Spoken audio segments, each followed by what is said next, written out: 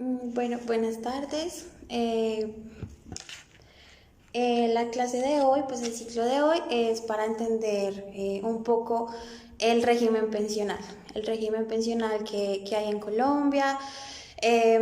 Digamos que el sistema pensional colombiano es un poco complejo porque hay dos regímenes que compiten entre sí. Entonces esto puede derivar en algunas confusiones, entonces pues me parece importante como que intentamos esto, porque todos en algún momento vamos a cotizar en pensiones, vamos a necesitar del sistema pensional. Entonces pues es bueno entenderlo, tanto si somos abogados o no, porque igual vamos a trabajar, vamos a cotizar. Entonces pues espero que les sea de provecho la clase de hoy. Para entender el sistema de seguridad social en pensiones en Colombia, pues actualmente existen dos regímenes que coexisten, es decir, está el régimen público y el régimen privado y los dos están al tiempo, están simultáneos. Y pues está el régimen de prima media con prestación definida, que es el régimen público, y el régimen de ahorro individual con solidaridad, que lo manejan los fondos privados. Antes en el sistema colombiano no se manejaba como tal los regímenes, sino que habían cajas de previsión social. En 1945 se crearon las primeras cajas de previsión social para obreros y para empleados, y posteriormente se empezaron a financiar las pensiones con los dineros que se recolectaban en estas cajas. Para 1967 se le encargó al Instituto de Seguros Sociales administrar los beneficios de la vejez, invalidez o muerte, es decir, las coberturas de las pensiones. Recordemos que las pensiones cubren tanto la vejez, cuando una persona ya trabajó durante toda su vida laboral y pues se quiere dedicar a descansar, la invalidez, cuando una persona no terminó, digamos, de cotizar las semanas pero tuvo un accidente, entonces no puede trabajar, cubre la invalidez, o la muerte, pues que digamos ya pasaría a ser a los beneficiarios, que sería la pensión de sobrevivientes. Como tal, aquí se empezó a establecer el sistema de cotizaciones correspondientes. Cuando surgió el ISS, se pensó que iba a ser un sistema tripartita, es decir, una parte le iba a poner el empleador, otra parte el trabajador y otra parte el Estado. Resulta que el Estado no empezó a poner como la parte que le correspondía. Entonces prácticamente desde que se creó como tal el sistema pensional, entró en una desfinanciación porque pues el Estado no puso de su parte. Entonces pues digamos que ahora el sistema pensional está desfinanciado es porque viene desde hace muchos años, pero pues también por otras características del régimen que lo vamos a ver como más adelante. Con la entrada en vigencia de la Ley 100 se cambió drásticamente el sistema pensional. ¿Por qué? Porque se estableció que aplicaría para todos los habitantes del territorio nacional, ya no solamente para los que cotizaran en las cajas de previsión social. Y pues estableció algunas excepciones, como lo son las fuerzas militares, la Policía Nacional, personal del Ministerio de Defensa, los trabajadores de Ecopetrol y los maestros públicos afiliados al Fondo Nacional del Magisterio. Entonces, el sistema general de pensiones es aplicable a la mayoría de trabajadores. Se divide en los dos regímenes que mencionamos anteriormente, que son el régimen de prima media con prestación definida, el RPM, y el régimen de ahorro individual con solidaridad, que se le conoce como RAIS. Los afiliados pueden escoger a cuál van a entrar. Entonces, cuando yo voy a iniciar mi vida laboral, cuando yo voy a empezar a cotizar a pensiones, yo puedo elegir a cuál de estos fondos quiero entrar. Puedo, no sé, mirar cuál me favorece, cuál creo que me va a convenir y pues puedo elegir. Por eso es un sistema que compite. Entonces, es un sistema que, digamos, es como muy endémico de Colombia porque es el único país que pone a los dos sistemas a competir, el público y el privado. Entonces, apenas yo escojo mi fondo de pensiones, tengo que permanecer en él mínimo 5 años. Tanto si elegí el público como si elegí el fondo privado, tengo que estar 5 años antes de cambiarme. Y me puedo cambiar hasta faltando 10 años para obtener la pensión de vejez. Digamos que hay una particularidad ahí y es que hay muchos procesos de un proceso que se llama nulidad de traslado. Este proceso de nulidad de traslado es cuando yo inicié cotizando el Colpensiones y me pasé al fondo privado, que es el régimen de ahorro individual con solidaridad. Muchas personas les pasó cuando hicimos el tránsito del Seguro Social a Colpensiones, los fondos privados entraron a decirles a las personas, no, mejor pásense al fondo privado y demás. Entonces las personas empezaron a pasarse a los fondos privados y cuando ya se iban a pensionar, les faltaban menos de 10 años para obtener su pensión, se daban cuenta de que de pronto los fondos privados no les daban tan buenas garantías pensionales como se los darían el Colpensiones. Entonces, empezaron a hacer estos procesos de nulidad de traslado y es que empezaron a decir que no les daban su buena asesoría y unas personas, digamos que cuando concedían estos procesos, las personas que estuvieron cotizando primero en el fondo público, después en el privado, ya después pasarían al fondo público nuevamente y eso pues puede derivar en también como en una falla del sistema y también pues puede contribuir a la desfinanciación del sistema público, porque la persona pues cotizó mucho tiempo de su vida en un fondo privado, le dan un bono pensional y a la final pues Colpensiones es el que va a entrar a asumir pues esta pensión. Entonces eso es como uno de los problemas cuando entramos a poner a dos regímenes pensionales a competir. Bueno, para ambos regímenes el ingreso de cotización es sobre lo que gana el trabajador, si es un trabajador dependiente, es decir, si yo tengo una empresa que me contrata, que va a ser la encargada de darme mi salario, de darme las prestaciones y todo eso, y el tope máximo es de 25 salarios mínimos mensuales legales vigentes. Así yo gané 100 millones de pesos al mes, yo voy a cotizar hasta 25 salarios mínimos mensuales legales vigentes, eso es lo que permite la norma. Para trabajadores independientes es un poco diferente, porque la cotización se realiza sobre el 40% de sus ingresos mensuales. Es decir, si yo gano 5 millones de pesos como independiente, yo de esos 5 millones de pesos saco el 40% y sobre eso es que voy a entrar a cotizar, no sobre lo total de vengado, sino sobre ese 40%, lo permite la norma. Igual pues si yo quiero cotizar sobre los ingresos totales pues lo puedo hacer, pero digamos que para aliviar un poco la carga de los trabajadores independientes se permite la cotización sobre el 40% de los ingresos mensuales y el mismo tope de 25 salarios mínimos mensuales legales vigentes. La tasa de cotización es del 16%, la asume el empleador el 12% y el trabajador asume el 4%. Pues los trabajadores independientes lo asumen en su totalidad, por eso también pues se permite que coticen sobre el 40% de sus ingresos mensuales. Y los trabajadores que ganan más de 4 salarios mínimos mensuales legales vigentes cotizan un 1% más, es decir, su cotización a pensión no sería de un 16%, sino de un 17%.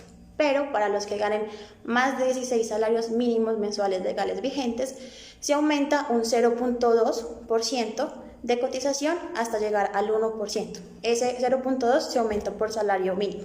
Entonces, si yo gano 16 salarios mínimos, voy a cotizar un 0.2% más. Si gano 17, un 0.2%, un 0.4% más, perdón. Y así sucesivamente hasta llegar al 18%. De cotización. Entonces, lo máximo que se puede cotizar es el 18%, pero digamos que como regla general se entiende que se cotiza el 16%. Estos recursos adicionales, de cotización adicionales, en el RAID se van para el Fondo de Solidaridad Pensional. Entonces, ahí entra la solidaridad del régimen de ahorro individual con solidaridad. Entonces, se van a una cuenta especial de la Nación que tiene como finalidad subsidiar las cotizaciones de los grupos de personas que no tienen acceso a los sistemas de seguridad social.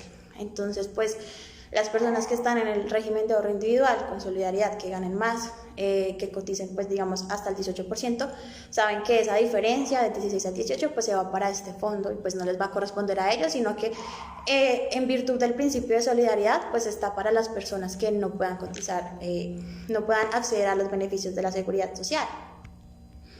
Entonces, pues vamos como a detallar un poquito más cada régimen, el régimen de prima media y el de ahorro individual con solidaridad. En el régimen de prima media con prestación definida, los aportes van a un fondo común y estas de las principales diferencias que se tienen con el régimen de ahorro individual con solidaridad. En el régimen de prima media, todos los aportes van a una misma bolsita, por así decirlo. Entonces, todo lo que yo voy aportando durante toda mi vida, si estoy afiliada al fondo común, va para todos. O sea, yo no voy a saber, o sea, sí sé cuántos son mis aportes, pero yo no los voy a tener, digamos, como separados de los aportes de los demás, sino que están todos. Y pues esto pues es de naturaleza pública y eso garantiza que quienes tengan la calidad de pensionados pues tengan su mesada pensional en cada vigencia fiscal. También pues con estos aportes se sacan los costos de administración y las reservas necesarias y pues el garante de estos pagos es el Estado. Pero pues digamos que esa es como la principal diferencia del régimen de prima media con el de ahorro individual, que ya lo vamos a ver más adelante. Entonces pues otra diferencia importante es que como todo va a un fondo público, es decir, como que no hay una individualización de los aportes, sino que todo va para el mismo lado, yo no puedo cotizar más de lo que yo estoy ganando, o sea, yo no puedo realizar un aporte voluntario. Por ejemplo, si yo me gano, no sé, 5 millones de pesos y yo digo, yo quiero una pensión más alta, voy a cotizar 200.000 pesos mensuales cada mes más para obtener una pensión más alta, no lo puedo hacer, porque estoy en Colpensiones y va para todos. Y no se hace precisamente por eso, porque como no es una cuenta individual que está a mi nombre, a diferencia del régimen de ahorro individual, sino que es una cuenta para todos, pues esos aportes pues no tendrían, digamos, que razón de ser, porque pues no se van a diferenciar, entonces por eso no se permite como el aporte voluntario. Y otra cosa de este sistema es que con lo que yo estoy aportando en este momento cada mes para mi pensión es que se le está pagando a las pensiones a las personas que en este momento están pensionadas. Entonces con los que estamos en Colpensiones, con lo que estamos aportando mes a mes, es que se le están pagando a nuestros abuelos, a nuestros conocidos que ya estén pensionados y demás. Entonces, cuando nosotros ya vayamos a ser pensionados, se nos va a pagar con las personas que estén cotizando en ese momento y aportando en ese momento, que también pues, es como una de las características principales y diferencias principales de este régimen. La Ley 100 establece unas condiciones para acceder a esta pensión, que son haber cumplido 57 años en el caso de las mujeres y 62 en el caso de los hombres y haber cotizado un mínimo de 1.300 semanas en cualquier tiempo y en cualquiera de los dos sistemas. Si yo estuve en el privado y después me pasé a Colpensiones y demás, pues igual, que tenga 1.300 semanas en general, igual incluso también en los regímenes aceptados 1.300 semanas. El monto de la pensión. Los montos de las pensiones pueden llegar a variar entre el 55 y el 65% del ingreso base de liquidación y pues es en forma decreciente según el nivel de ingresos. Entonces, para un trabajador que haya cotizado como el mínimo de semanas requeridas, entonces se saca el IBL, se calcula sobre el promedio de salario real recibido por el trabajador en los últimos 10 años. Es decir, yo puedo haber trabajado 30 años y haber cotizado esos 30 años en Colpensiones. Los 20 primeros años gané el salario mínimo y los 10 últimos años gané 5 millones de pesos.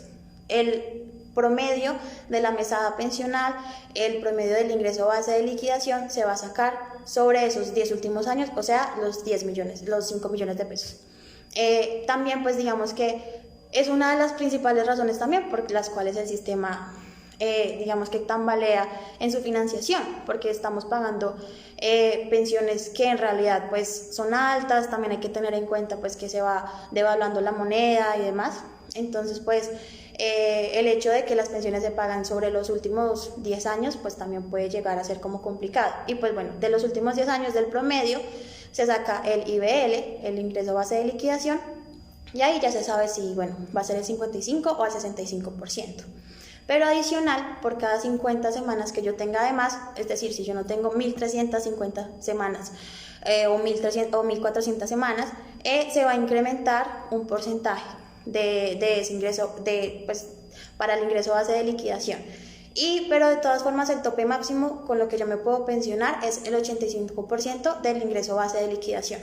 Es decir, yo puedo tener 2.000 semanas, pero igual van a sacar el promedio de los últimos 10 años y me voy a pensionar sobre el 80% de esos últimos 10 años, ni más ni menos, pues así lo establece la ley.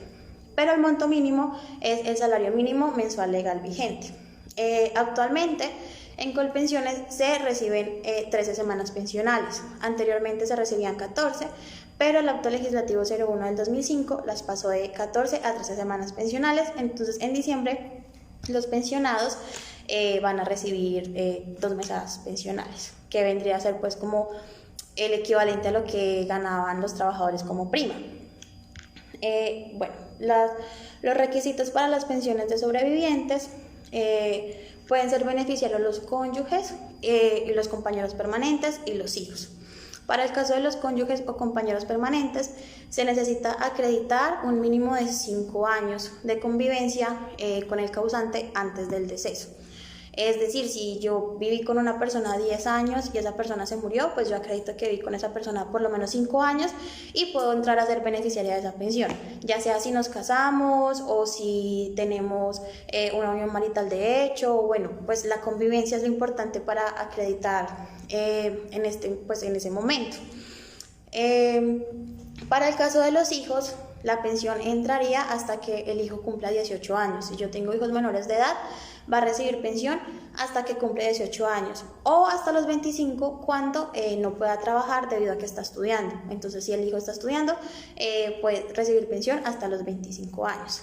Pero digamos, suponiendo que no existen ni cónyuge, ni compañero permanente, ni hijos, ni demás, la pensión podría ser beneficiarios los papás, la mamá, el papá o los hermanos si dependen económicamente. Entonces pues tienen que demostrar la dependencia económica.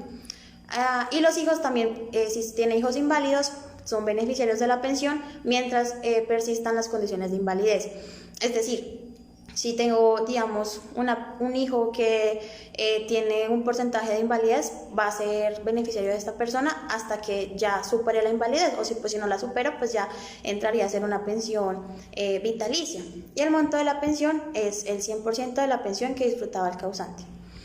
Y está la indemnización sustitutiva, y es para las personas que cumplieron la edad de pensión y no han cotizado el mínimo de semanas, declaran su imposibilidad de seguir trabajando y tienen derecho a recibir indemnización sustitutiva. Y es equivalente al valor real de los aportes, es decir, lo que yo coticé durante toda mi vida lo voy a retirar y esa va a ser mi indemnización sustitutiva. Si yo toda mi vida alcancé, digamos, como a cotizar o ahorrar 60 millones de pesos, eso va a ser mi indemnización.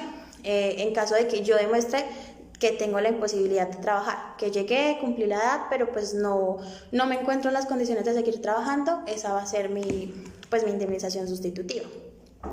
El régimen de ahorro individual funciona un poco diferente, ya que en este fondo los aportes van a una cuenta individual. Entonces ahí ya no es una bolsita común donde van todos los aportes, sino que va a una cuenta para cada persona y yo ahí voy realizando los aportes. Estos fondos nos dicen que nos podemos pensionar antes, que si yo tengo 50 años y me quiero pensionar, pues lo puede hacer, y pues en parte es verdad, pero pues hay que tener, digamos, como cierta cautela, porque pues son, digamos que requisitos que hay que cumplir. Entonces, si yo quiero, puedo realizar aportes voluntarios de pensión, o pues puedo, digamos, pagar más para tener los aportes para financiar mi pensión y mi mesada pensional. Esta cuenta sí es para mí, o sea, con esta cuenta no le están pagando las pensiones a nadie. Es una cuenta que voy ahorrando, que puedo realizar aportes voluntarios y demás, pero pues para poder pensionarme tengo que cumplir con un capital acumulado. El capital para financiar la pensión tiene que ser superior al 110% del salario mínimo. Esto está pues en el artículo 64 de la ley 100 del 93. ¿Qué es lo que pasa pues con estos aportes y con los fondos privados? Es que los fondos pueden, digamos que disponer de nuestros aportes y manejarlos, pueden, digamos que invertir, por así decirlo. Obviamente son inversiones de bajo riesgo, porque no pueden invertir, digamos así, sin tener cautela, porque estamos hablando de la seguridad social y de las pensiones de las personas. Son inversiones que no pueden tener demasiado riesgo, pero pues digamos los fondos las invierten con nuestras pensiones y los rendimientos que obtengan pues son para nosotros. lo que nosotros le pagamos al fondo es una cuota de administración, que pues lo vamos a ver más adelante, pero pues esa es la diferencia, mientras que en Colpensiones utilizan, digamos, nuestros aportes para pagarles a las personas que actualmente están pensionadas. Los fondos privados lo que hacen es con nuestros aportes, van invirtiendo, van realizando inversiones para poder generar rendimientos y ya después pues esos rendimientos pues nos corresponden a nosotros. Igual se establece como una edad que son de 57 años para mujeres y 62 para los hombres y 1.150 semanas cotizadas. Pero pues igual, como les dije anteriormente, se pueden pensionar anticipadamente cuando el capital acumulado pues digamos como lo suficiente para sostener una pensión. Esto pues no ocurre en Colpensiones, porque pues en Colpensiones únicamente uno cotiza, el trabajador no puede cotizar más y pues no va a una cuenta individual, sino que pues va a una cuenta común. En el fondo privado existe algo que se llama garantía de pensión mínima. El fondo de garantía de pensión mínima pues igual también fue creado con la ley 100 cuando se crearon pues este sistema pensional, y es un fondo que está constituido por los aportes que realizan los afiliados al RAIS.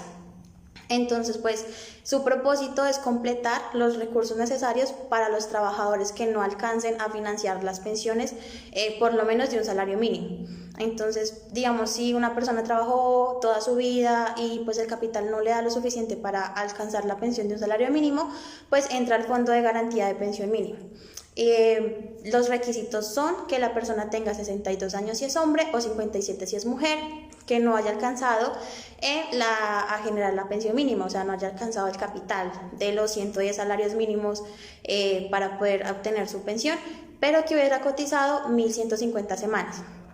Y esto puede ser muy común porque, por ejemplo, una persona que cotice toda su vida por el salario mínimo puede, digamos, no alcanzar el capital tan fácilmente, no puede alcanzar tan fácilmente este porcentaje del 110% del salario mínimo mensual legal vigente, que es el capital necesario para la pensión.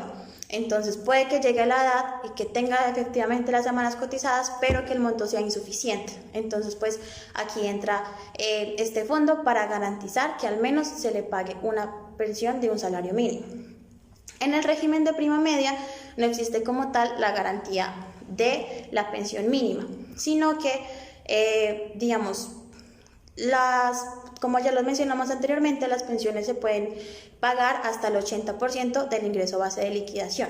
Pero si una persona cotizó toda su vida con el salario mínimo, pues va a ser difícil que le alcance para una pensión de un salario mínimo, sino que pues probablemente le alcance para una de un valor inferior, porque el mínimo va aumentando, porque pues la moneda se va devaluando y pues por un montón de factores más. Entonces lo que hace el Estado con Colpensiones es garantizar que esa persona se pensione con un salario mínimo, o sea, garantiza el faltante para que alcance el salario mínimo, pero pues no es como tal la figura de la garantía de la pensión mínima. Entonces pues esa también es una de las diferencias entre ambos regímenes, que en el fondo privado, en los fondos privados, en el RAIS, sí está la garantía de la pensión mínima, el Colpensiones no, pero igual se garantiza que las personas se pensionen con un salario mínimo.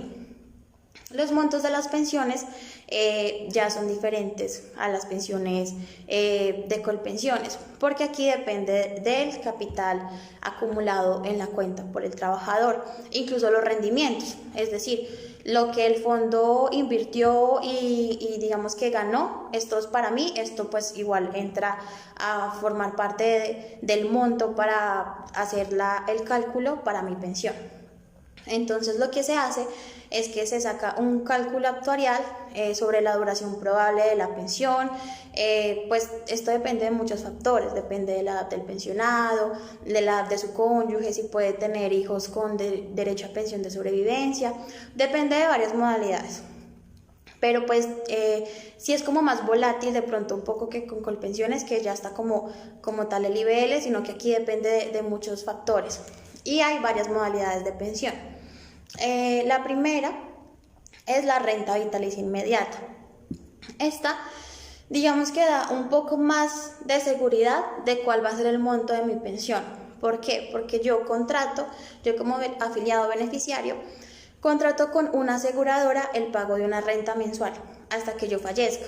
Entonces, pues, o hasta que de pronto los beneficiarios, en caso de que tengan una pensión de sobreviviente, pues ya dejen de ser beneficiarios de la pensión. Y el valor de la pensión, de la mesada pensional, se debe mantener en el tiempo. Es decir, si yo me entro a pensionar con un salario mínimo, tengo que seguir pensionando, o sea, tengo que seguir recibiendo como mesada pensional un salario mínimo. Esto no ocurre tanto en el retiro programado, que es otra modalidad de pensión. En esta, el afiliado o beneficiario obtiene su pensión desde su cuenta de ahorro individual. O sea, no se le paga a ninguna aseguradora, a ningún intermediario, sino que directamente de mis ahorros yo obtengo mi pensión. Pero cada año se va calculando una anualidad en función de lo que queda del saldo de la cuenta, del cálculo actuarial, de la duración de la pensión, de la edad de la persona, de la esperanza de vida y demás. Entonces, pues la pensión mensual equivale a la 13ª parte de la anualidad. Si, por ejemplo, no hubo beneficios y, digamos, no hubo rendimientos, pues mi pensión probablemente va a bajar, porque lo que pasa es que yo tengo la cuenta en el fondo y de ahí se me va a pagar mi pensión. Pero de todas formas los fondos pueden seguir haciendo inversiones con la plata que tengo ahí, con la plata de mi cuenta. Entonces muy probablemente si el fondo hizo una muy buena inversión y tuvo unos buenos rendimientos, pues al siguiente año probablemente me suba la mesada pensional. Pero si por el contrario no tuve rendimientos, pues probablemente baje la mesada pensional. Y esto lo asume el pensionado, es decir, el fondo aquí no entra a ser garante de que se mantenga el fondo el mismo valor de la mesada pensional durante pues todo el tiempo, sino que eso va dependiendo. Entonces, eso es algo que va a asumir el pensionado sí o sí.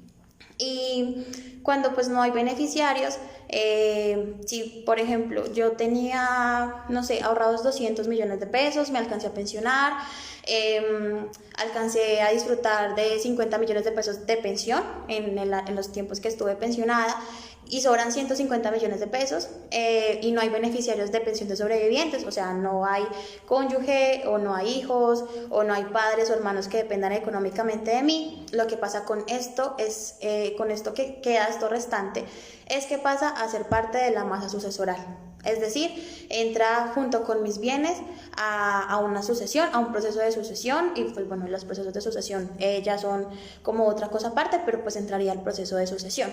Esto no pasa en Colpensiones. En Colpensiones, si una persona fallece y no tiene beneficiarios para una pensión de sobrevivientes, pues la plata queda ahí.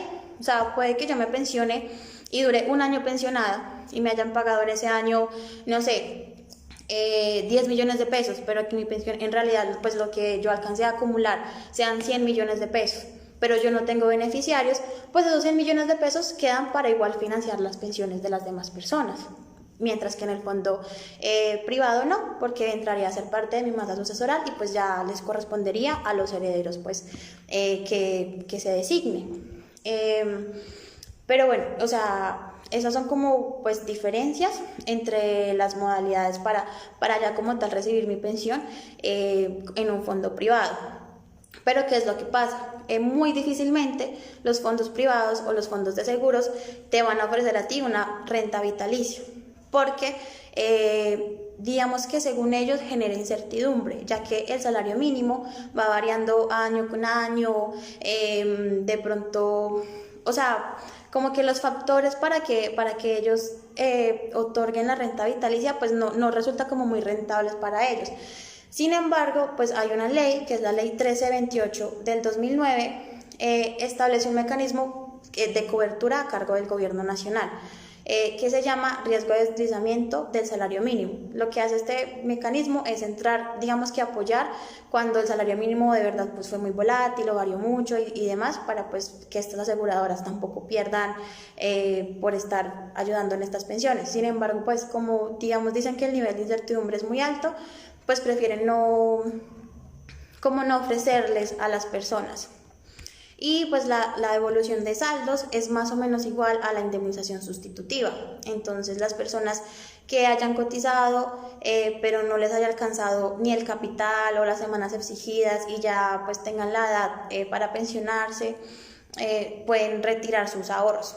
pueden retirar sus saldos, y si yo ahorré 60 millones de pesos durante toda mi vida laboral, pues puedo retirar esos 60 millones de pesos y pues ya. Pero pues obviamente tanto aquí como en la indemnización sustitutiva, pues no va a haber nada como que me garantice como tal que esa plata me vaya a alcanzar como una pensión. Entonces pues es como, es solamente como para las personas que no alcancen, pero pues no entrarían como a hacer pensión, y pues se les da directamente a la persona y pues ya verá, digamos, como qué hace con ese dinero. La distribución de los aportes en el régimen de ahorro individual es la siguiente, o sea, el 16%, que es lo que yo cotizo, de ese 16%, pues el 11.5% va para mi cuenta individual, o sea, el 11.5% es lo que yo efectivamente voy a ahorrar. El 3% se va para gastos de administración, es decir, eso le corresponde al fondo porque él es el que va a invertir, él es el que está manejando mi pensión. Entonces pues ese 3% va para el fondo pensional, y el 1.5% va para el fondo de garantía de pensión mínima, que fue lo que hablamos anteriormente, que es para las personas que no alcancen a cotizar para alcanzar una pensión con un salario mínimo. Entonces, pues este es un tema que incluso ahora está como muy controversial, y creo que hay como mucha desinformación, y es, digamos, entendible que haya esta desinformación porque son dos sistemas que están compitiendo. O sea, incluso organismos internacionales, la OIT y demás le decían a Colombia como no haga eso, o sea, no ponga a dos regímenes a competir. Lo que hay en otros países, que hay, digamos, el régimen público y los fondos privados, es que yo cotizo hasta cierto porcentaje obligatoriamente en el fondo público, pero si yo quiero, digamos, pensionarme con más dinero, o si yo quiero, digamos, un ahorro o demás, pues puedo empezar a cotizar después de cierto porcentaje a un fondo privado, que ese es el sistema de pilares que tienen Uruguay, que tiene Argentina. Pero pues no es el sistema que nosotros manejamos, sino que nosotros los ponemos a competir directamente. Entonces pues ya depende como de cada caso en concreto, qué es lo que la persona de verdad le beneficia, ¿no? Ya digamos, cada persona va a entrar a mirar cuál es el sistema pensional, el régimen pensional, perdón, que le va a convenir, si es el fondo público, si es el fondo privado. Digamos que cada uno tiene como sus ventajas y su desventaja, pero pues toca es como evaluarlo. Sin embargo, pues el hecho de que se pongan dos regímenes a competir, de todas formas lo hace como una especie de negocio, por decirlo así, porque pues los fondos empiezan a querer, obviamente, afiliados, y empiezan a decirle a las personas, mire, se va a pensionar antes, va a tener más mesada pensional, sálgase de Colpensiones y demás, y fallan en su deber de doble asesoría. El deber de doble asesoría que tienen los fondos es que le tienen que aclarar tan bien a los afiliados o a los posibles afiliados cuáles son como las ventajas o las desventajas de un traslado de un fondo público a un fondo privado, que incluso pueda llegar a persuadirlo. Y es un tema que ha sido tratado por la Corte Constitucional, y es que como los fondos fallan en ese deber de doble asesoría, las personas se pasan a un fondo privado y después dicen como no, me fue peor pasándome, me hubiese ido mejor en Colpensiones, y ahí es donde entran los procesos de nulidad del traslado y demás. Entonces como que esa es una de las desventajas de este sistema pensional, que ponen los fondos a competir y no piensan tanto como en las personas, sino que empiezan a ver a los afiliados como un negocio. Entonces pues eso es como las desventajas, pero como les digo, cada persona tendría que entrar a mirar su caso y saber cuál es el fondo que más le convenga. También mirar, si estoy en el sistema privado, cuál es el fondo que mejor va a manejar mis aportes, cuál es el fondo que mejores inversiones va a hacer. Pues voy a leer unas preguntas que están acá. Espera, las encuentro.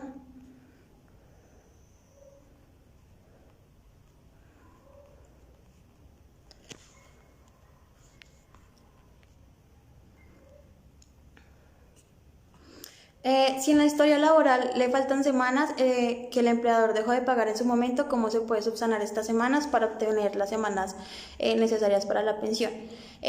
Bueno, pues esto igual es como común que varios empleadores no paguen como sus semanas, pues ya entraría como a un proceso de reclamación directa con la empresa, un derecho de petición, pedir los desprendibles de pago y si evidentemente se nota que faltaron las semanas, pues solicitar al empleador que reponga esas semanas pensionales o en su defecto como terminan pues casi todos los casos de este tipo es que pues termina digamos en un proceso judicial donde se tiene que demandar a su empleador para que efectivamente pague las semanas pensionales, pues se tiene que demostrar que existió un contrato de trabajo en su momento y que esta persona pues omitió estas semanas y que estas semanas no están en mi historia laboral del fondo pensional.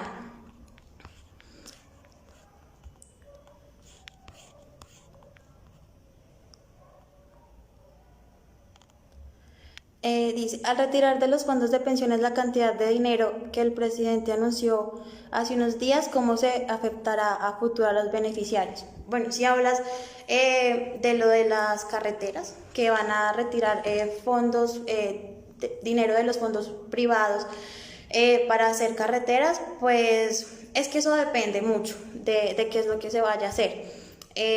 Son inversiones, supongo que igual de alguna u otra manera se va a recuperar como ese dinero que se invirtió ya sea con peajes y demás, entonces son las inversiones que pueden hacer los fondos, ahí es donde les decía como los fondos van mirando qué es lo que como que a qué pueden invertir que no sean como de tanto riesgo. Entonces, por ejemplo, las carreteras, pues, si se saben contratar bien y eso, pues no es de tanto riesgo, pero pues digamos que ahí ya entrarían otras cosas, ¿no? Y es cómo se va a beneficiar, cómo van a obtener rendimientos de esta plata de las pensiones, ¿no? O sea, están sacando una plata del dinero pensional, van a hacer carreteras, ¿cómo van a garantizarle a los pensionados los rendimientos de este dinero? ¿Será que les van a poner más peajes? ¿O qué es lo que van a hacer ahí? Entonces, pues, sí, también es como una incertidumbre, pero eso es lo que pueden hacer los fondos privados, invertir con nuestro dinero.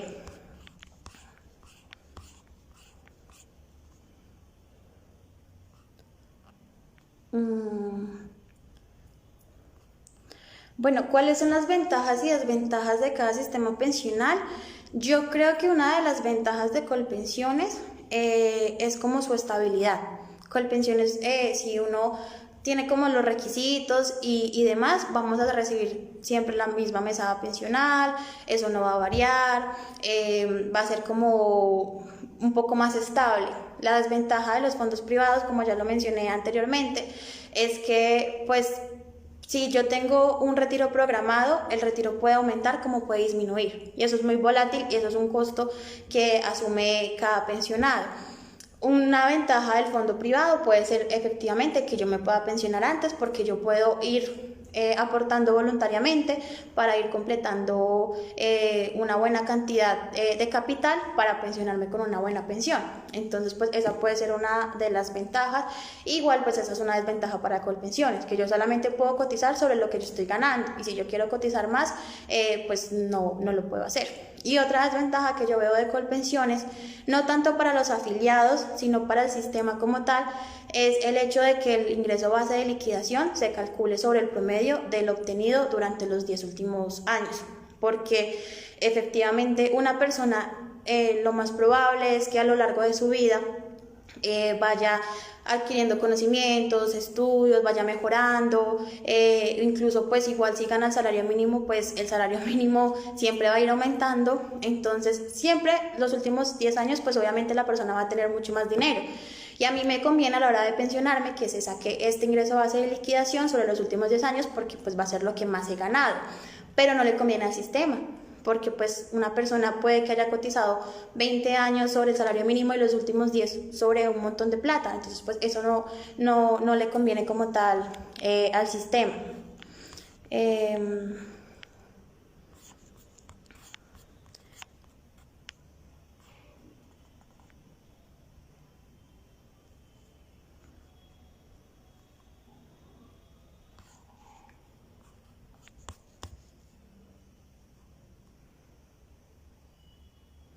Hay un comentario que dice que el RAIS es más un modelo de ahorro que pensional.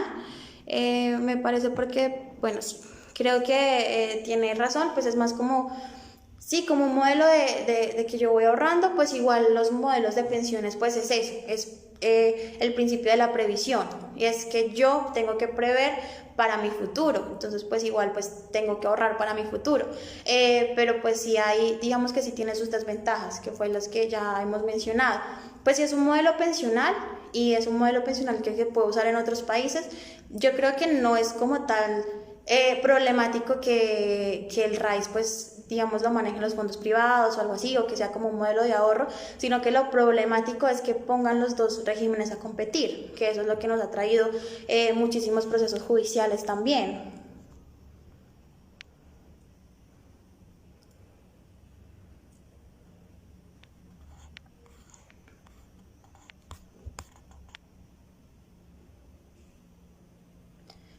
Bueno, no sé, pues no veo como más preguntas, o no sé si es que los comentarios no me dejan, pero pues igual espero haber como aclarado un poco las dudas acerca de este tema que ha estado como tan polémico últimamente. Igual pues si necesitan como alguna información o alguna asesoría o así, pues se las puedo digamos brindar con mucho gusto. Mi número es 300-229-7165 y mi correo electrónico es luisamariapertomob@gmail.com. Y pues muchas gracias pues por participar pues en esta clase. Hasta luego.